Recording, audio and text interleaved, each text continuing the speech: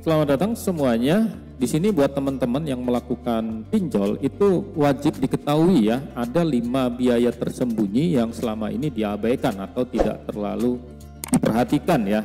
Nah, apa kelima biaya tersembunyi itu dan bagaimana cara menghindarinya? Oke, yang pertama yaitu biaya administrasi ya. Jadi ini biayanya variatif ya antara platform satu dengan platform lain, tapi kisarannya itu antara 50.000 sampai 100.000. Jadi berapapun besarnya pinjaman teman-teman ya pasti ada biaya administrasinya ya.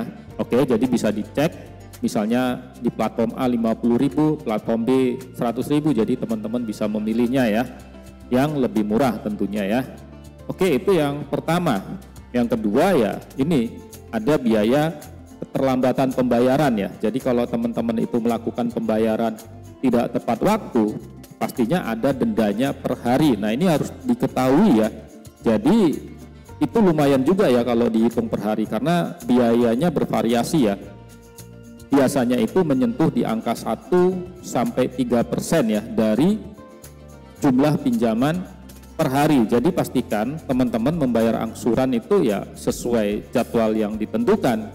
Tapi kalau untuk mau menghindari meleset ya pastikan dapat denda yang kecil ya untuk perharinya, jangan yang besar sampai 3% gitu ya.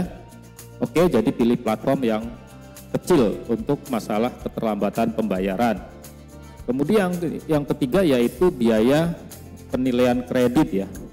Biaya penilaian kredit ini biaya yang dikenakan oleh pemberi pinjaman online untuk mengevaluasi kelayakan kredit teman-teman. Biaya ini biasanya tidak terlihat dalam syarat dan ketentuan pinjaman, tetapi bisa muncul dalam tagihan ya. Biaya penilaian kredit bisa bervariasi, rata-rata itu antara 10.000 hingga 50.000. Nah, jadi pastikan teman-teman cek juga berapa sih biayanya ini di platform A, B, C. Nah, nanti bisa dievaluasi sendiri ya. Nah, yang keempat yaitu ada biaya tersembunyi, biaya asuransi ya.